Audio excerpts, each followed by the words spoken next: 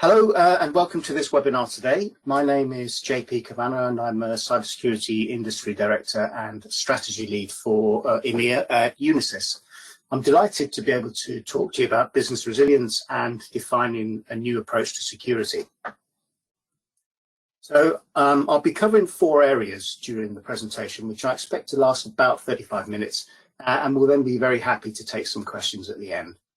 So the 4 areas we'll look at the industry challenge, today's security landscape, where we'll look at a few key areas expected to be a focus, as well as some threats. And we'll then discuss what a new approach to security might look like, followed by optimizing outcomes. Okay, so the industry challenge. Well, once upon a time, in a new emerging cyberland, we built cyber castles with moats to defend the crown jewels of our kingdoms, i.e. our assets and our data. Our castles were to be impregnable and everything within them would be protected to the highest levels, from our most valuable data, applications, etc., right down to the canteen menus. Our people all worked within the castle walls, so could access the data and applications they needed to do their jobs, and we automatically assumed that everything already inside the castle walls didn't pose a threat and was therefore cleared for access. We spent millions on new technologies to be the castle walls, and we wanted a silver bullet, one-stop cybersecurity solution. The trouble is that having bought the so-called silver bullet, we discovered it wasn't so silver after all. The walls were breached, so we moved on to the next technology, and the walls were breached, and we moved on to the next technology, and so on and so on. And what we ended up with was a highly complex mesh of technologies, none of which were designed to integrate with each other, and were very difficult and complex to configure and maintain properly. Now, this proved to be very expensive and, of course, largely ineffective. We found that far from being impregnable, our perimeter defenses were being breached regularly. Not only that, but once the attackers had breached the perimeter, they had access to everything inside our castle walls and could run amok with impunity. And they did, and they still do. So what's driving this need for a new approach to security? As we can see, 100% on the left, the top left here, 100% of companies have a digital transformation strategy according to Forrester's Opportunity Snapshot 2018. Key drivers of digital transformation are profitability, customer satisfaction, and increased speed to market. So this digital transformation is clearly not optional if businesses want to stay competitive and efficient. We can also see the acknowledgement of the requirement of adjustments to traditional perimeter security. However, a large percentage accept that this will expand their attack surface, and this will clearly need addressing. In the middle column, we see that financial motivation remains a key driver today, not surprisingly given the huge rewards on offer, and we see that the average cost of a breach is now nearly $4 million, which I believe is up 12% on the previous year. More worryingly, perhaps, is the very high number of businesses that don't have information security functions that meet their needs. Now, this could be a result of not understanding their own threat landscape and associated risks fully enough, or not knowing what technologies to invest in to provide the best efficacy and return on investment for the protection of their critical business drivers. Or even, it may be not being able to secure sufficient budget to implement functions that meet their needs. Most likely, it's a combination of all 3, but either way, that's a concerning statistic. And lastly, it's interesting to see the numbers associated there with accepting a different way forward with zero trust and microsegmentation. Again, these are high percentages in favor of the requirement, the approach, and the benefits, so it's going to be interesting to see in future how these numbers change from being aspirational to being realized. So 2019 had more than its fair share of high-profile data breaches and ransomware attacks, and this continues to be a huge area of concern and focus for businesses, particularly this year with the pandemic. Interestingly, a recent survey by IDG of 700 companies in Europe asked what their top 3 security threats were, and they said that it was ransomware, malware, and insider threat, with respective percentages being 74%, 73%, and 70%, which are pretty significant numbers. And in terms of the ransomware, we're seeing a diversification of this attack, evolving from a single hit-and-run extortion exercise where machines were locked, victims were extorted, and then the attacker moved on, into multi-threaded attacks that see networks infiltrated, often for a considerable period of time, and capitalizing on this in various ways. And of course, it's impossible to talk about industry challenge without reference to COVID-19 and its impact on business and employees alike.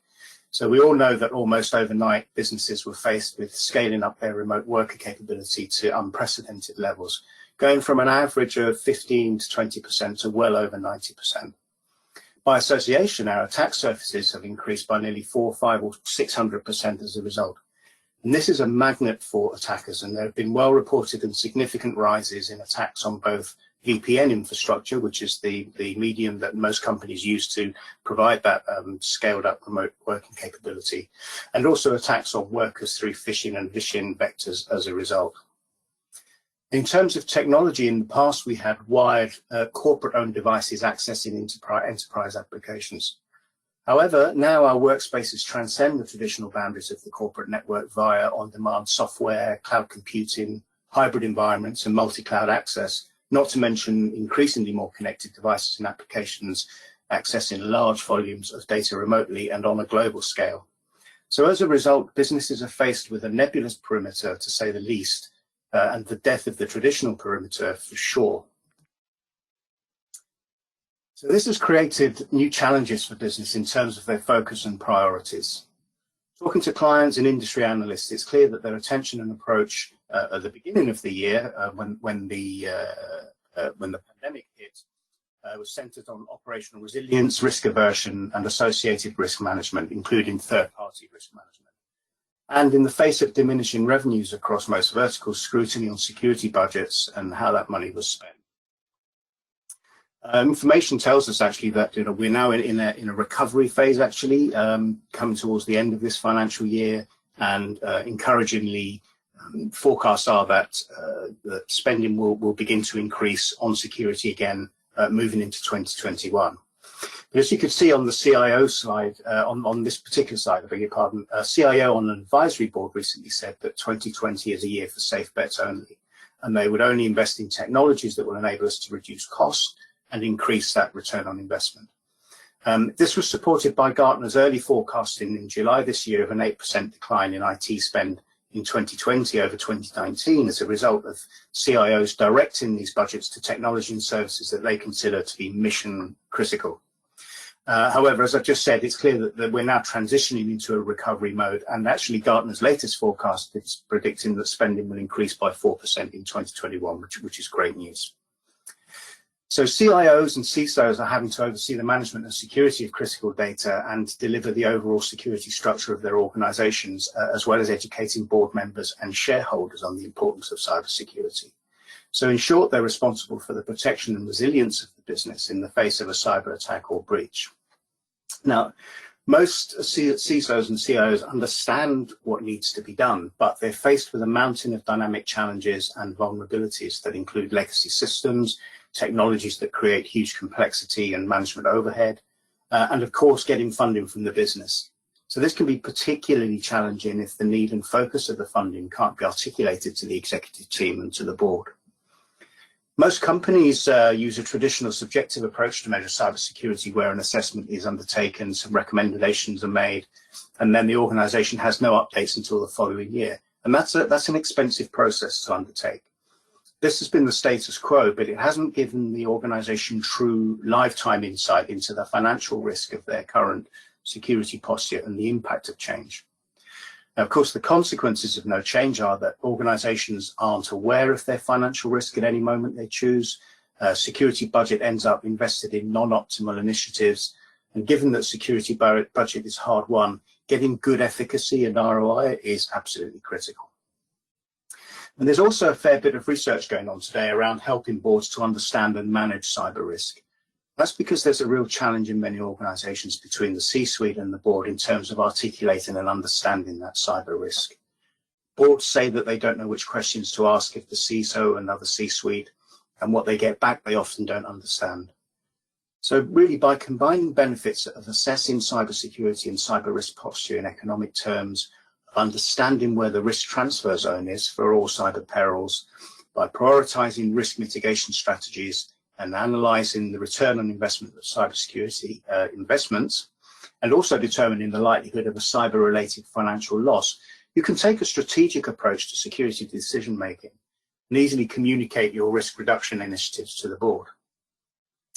Now, up to now, there's been a real mix of how organizations think about their cybersecurity needs, ranging from pure compliance-led and point solution-based approaches to more strategic risk-based styles, and even the not very much at all approach. In terms of that last statement, I just want to share with you what was for me the most extraordinary situation that I've encountered in nearly 20 years in cybersecurity.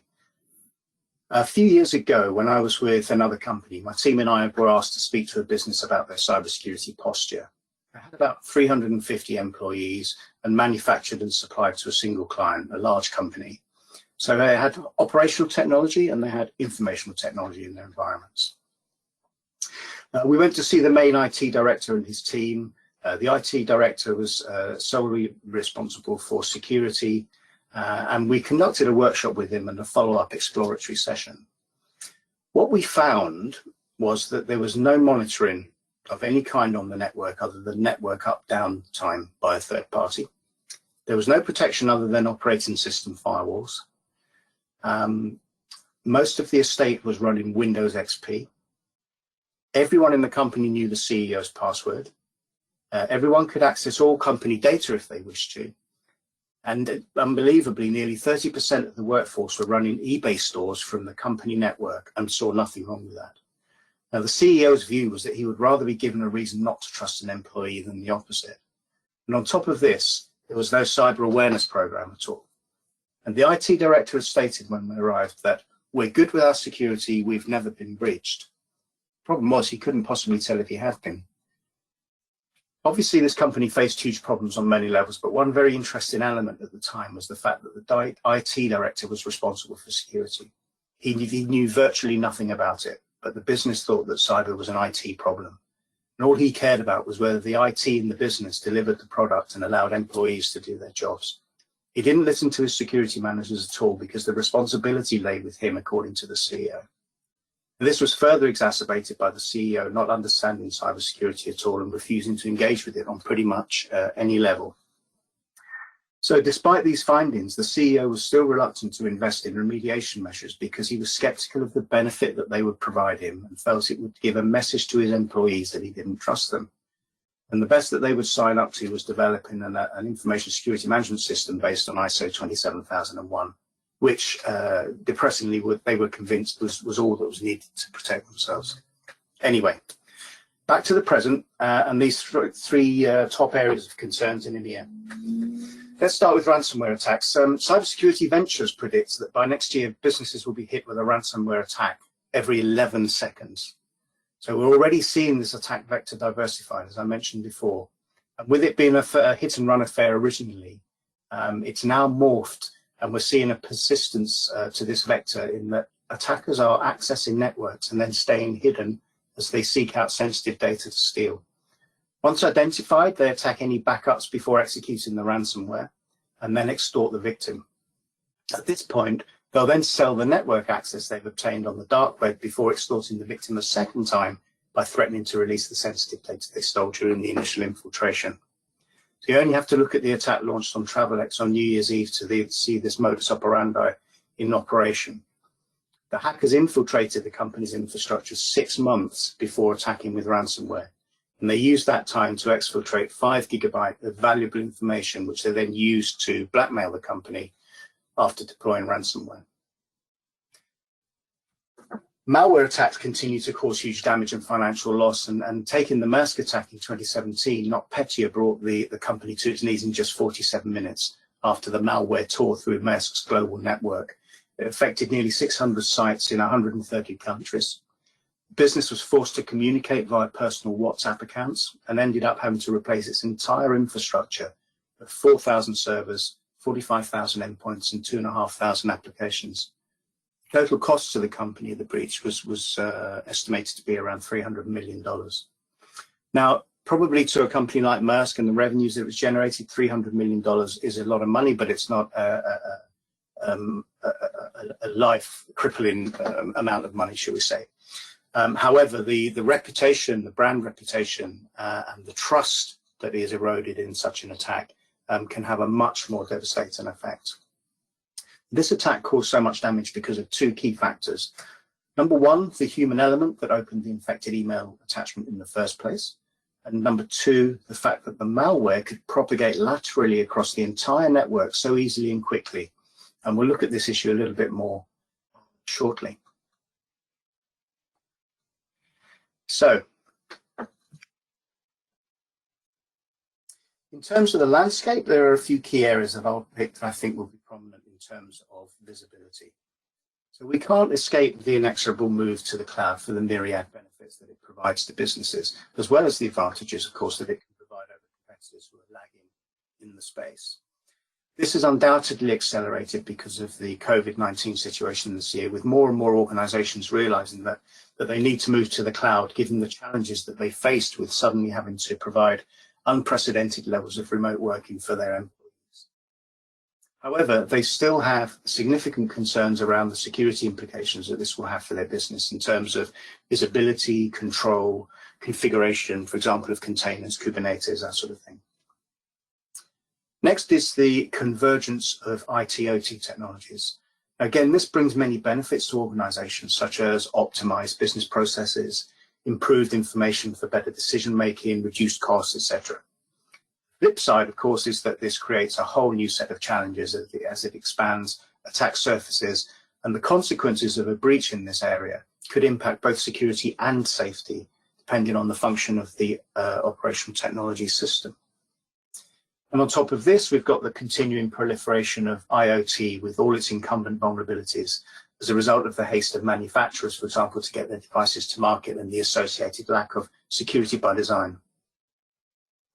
Then we've got the introduction of 5G, whose implementation was expected widely in the UK this year, but obviously for obvious reasons hasn't happened, but is expected to accelerate across the UK in 2021 and beyond. 5G promises increased bandwidth, higher internet speeds, lower latency, and with that, a wide array of cybersecurity risks as well. 5G networks will guarantee wider coverage and provide the ability to connect more devices. And instead of connecting to the internet via Wi-Fi router, 5G devices will connect directly to the network. And this opens up a whole range of opportunities for attackers. So it's going to be essential to protect data in transit, as this will be one big area of focus for attackers in this space. And then, of course, the remote working scenario associated with the pandemic earlier this year. Typically, organizations use VPNs to provide remote working capabilities, and on average provision for about 15 to 20% of their workforce connecting remotely. Suddenly, we've been faced with scaling up our remote worker capability from this 15 to 20% to well over 90% almost overnight. You could say that the VPN acts very much like the castle wall mentioned at the beginning, in that it is a protective layer, but once breached, it gives access to the whole network. This is a light bulb to a moth for attackers, and there have been well-reported and significant rises in attacks on both VPN infrastructure and workers since. Of course, with such an increase in capacity comes an increase in vulnerability, since the attack surface is so much larger, presenting so many more opportunities to exploit both network vulnerabilities and the increased access to data once defenses are breached. Also, the user at the end of the VPN becomes a target. So machines that originally only connected via the corporate network are now connecting from home networks. These machines are exposed to additional threat vectors, for example, default ISP router passwords, other compromised machines on the home network, etc. And if compromised themselves, would provide direct access to the internal corporate network. Now, in most cases, infrastructure simply wasn't designed to cope with this level of scaling. And certainly not in such a short time frame. So as a result, many businesses in all verticals have had a steep learning curve and now need to consider as a priority how secure these new environments that they've created actually are.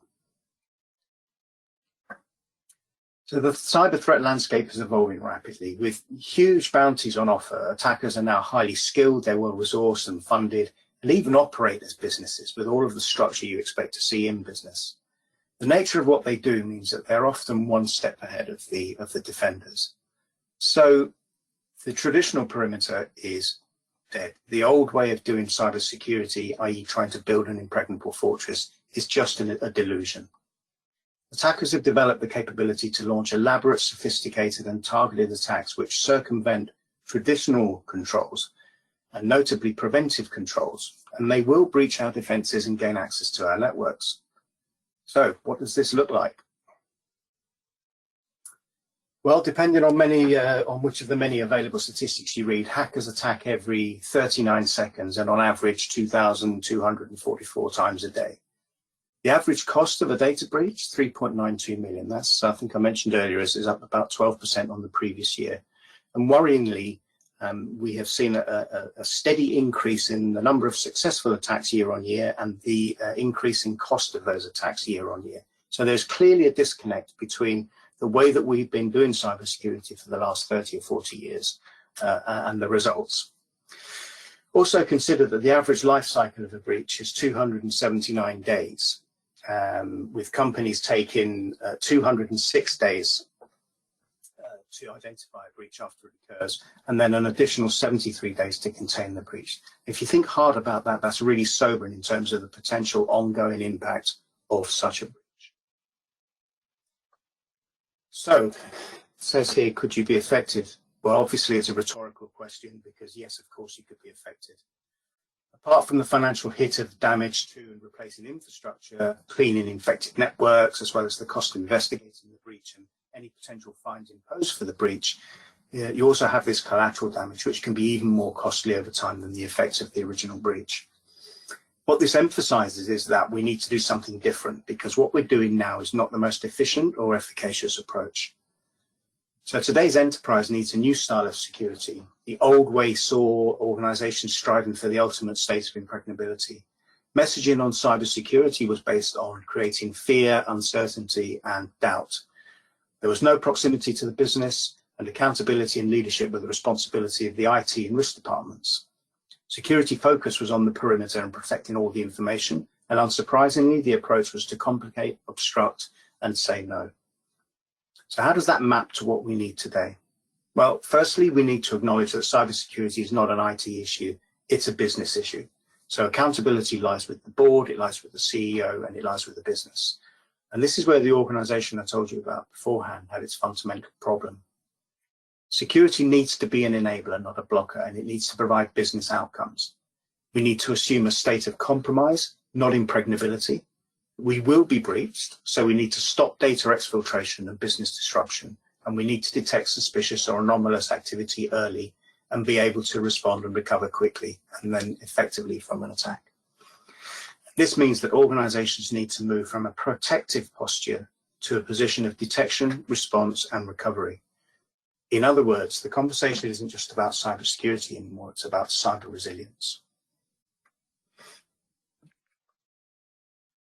So discussions in this area today are much more holistic in their nature, where not so long ago the focus was just on technology as the solution. We're seeing regulators acknowledging security measures and controls, but still asking organizations what they can do to become even more secure. Clearly, by its very nature, cybersecurity requires technology for security and resilience, but the people aspect is a particularly important one. As with the example previously with Maersk and the unwitting employee activating malware, this is by no means a rare occurrence, and we hear a lot about organizations running cyber awareness campaigns these days to try and combat this. But that's not enough on its own. Culture is hugely important as well. We must move away from creating a culture of blame where people will be too frightened to admit they may have made a mistake, particularly where speed of response is critical to mitigating the effects of an attack. We need to move to a culture of acceptance and tolerance based on good awareness, education, and training.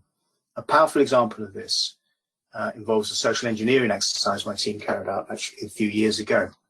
We were tasked with trying to get certain company and network information for a client that provided high-value goods from selected retail outlets of theirs.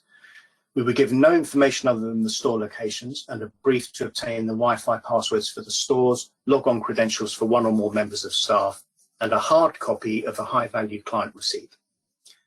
Making up an official business card was easy, as we had one given to us by a head office during our first scoping meeting.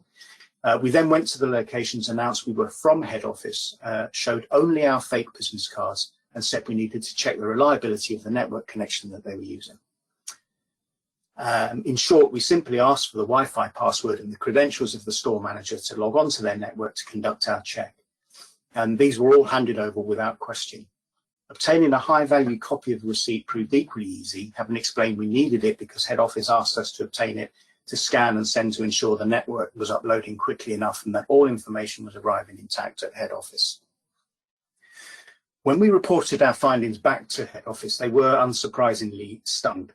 An investigation showed that they had created such a culture of fear in the organization that despite knowing it was wrong, staff handed the information over to us without question. So we're humans and we make mistakes, and we always will make mistakes.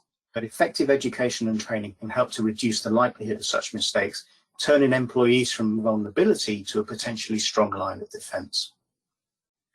And in terms of technology, many businesses look to provide more security by implementing a growing number of firewalls, VLANs, VPNs, etc., to isolate critical network assets and reduce attack surfaces. But as these systems grow ever more cumbersome and complicated, IT teams struggle with a lack of visibility and an inability to implement security policies and controls with precision and speed. It's also incredibly costly to continue to buy new point solutions and hardware, let alone maintaining the staff required to manage your expanding systems. In the end, it takes too long to identify breaches in a timely way, as we saw previously, leaving bad actors to roam around inside your system and networks for days, weeks, or even months. And once a breach is discovered, it takes too long to remediate, resulting in further damage to your corporate reputation, diminished customer trust, and negative financial impacts. So you can see that a highly complex, difficult to manage environment where there is diminished visibility of what's going on in the network is not going to help to mitigate those numbers and the associated damage. So what are the elements that provide assurance, reassurance, and resilience to your business? Well, reduce your attack surface, enable your workforce to work remotely securely and at scale, accessing only those applications and data that they need to do their jobs. Detect attacks and stop them in near real time. Have an incident response plan that is tried and tested. This is so important. Lots of organizations have plans, but they don't test them. So when something happens and they need to enact those plans, they suddenly find that there are flaws or the plan doesn't work very well. Not a good position to be in. Have a solid and reliable backup capability that allows you to restore golden copies of data as quickly as possible to keep your business on its feet. No point having a great backup capability that will take you 3 weeks to restore the data into your production environment. Understand the probability and expected loss from a cyber event. Use quantified data for ROI metrics and your cybersecurity investments. Communicate cyber risk with your executive leadership using these financial risk metrics, and move to a zero trust model. Now, zero trust is basically the premise that no one is trusted by default from inside or outside the network, and verification is required from everyone trying to gain access to resources on that network. The building blocks of zero trust model are software-defined perimeters, or SDPs, that dynamically create one-to-one network connections between the user and the resources they access. It's built on core pillars of identity centricity, i.e. it's designed around the user identity and not the IP address, which can be easily spoofed. It leverages microsegmentation to apply the principle of least privilege to the network. And by using the SDBs and the identity-based microsegmentation to create the zero trust environment, you give access to network resources on a least privileged basis, which increases IT's visibility into user applications and activities, so you get that granularity that you need. Now, ideally, rather than ripping and replace the expensive infrastructure, which is not viable, you're going to deploy a technology-agnostic solution that gives you immediate visibility into your assets and how they connect across your network without adding management complexity or losing all important traffic visibility. And this can be easily done with software, which allows great scalability and is also comparatively cheap compared to new infrastructure hardware. So in this way, you can control risk with irrefutable trust. You can minimize your attack surface with a granular level of segmentation and isolation that makes it easier to protect your assets. You'll ensure authorized access by establishing irrefutable identity for every user and device. And you'll further reduce your attack surface by encrypting your data in motion and cloaking assets from unauthorized users. You'll protect assets and critical data access without impacting your efficiency. Your digital transformation and an expanding network require that you evolve your security approach to one that can manage dynamic threats in a complex and changing technology landscape. You can radically reduce your reliance on layers and layers of competing security tools. You will virtualize your perimeter security and network services to securely connect any user or device from any location, while simplifying the enforcement of security policies. And you can also group and classify connections at the micro level to ensure authorized access every time. Finally, you can integrate critical legacy systems while maintaining optimal security standards. All this together means you'll dramatically diminish the complexity of your security environment and the resources that you require to manage it. So by utilizing this approach and these tools, you can address all the challenges, the threats and vulnerabilities we've discussed up to this point.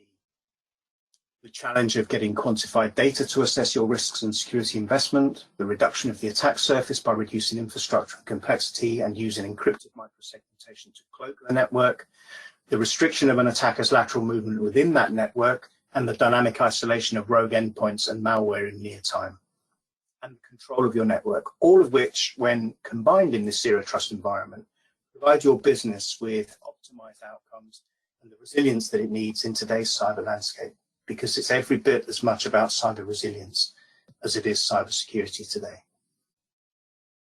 So it just leaves me to thank you very much for taking the time to join this webcast, and I sincerely hope I've given you some food for thought today.